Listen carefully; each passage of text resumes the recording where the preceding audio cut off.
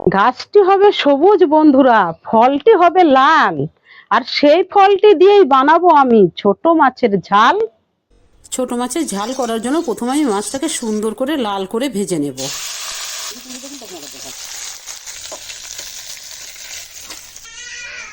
এবার তেলে জিরে ফোড়ন দিয়ে কিছু পেঁয়াজ কুচি ও কিছু টমেটো কুচি দিয়ে লাল করে ভেজে নেব।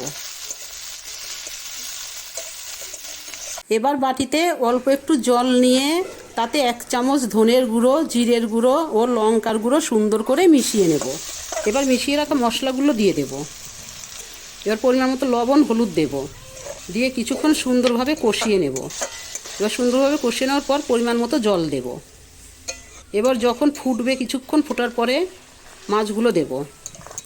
এবার আরও কিছুক্ষণ ফুটাবো, ফুটিয়ে তারপর নামিয়ে নেব। রেডি ছোট মাছের ঝাল।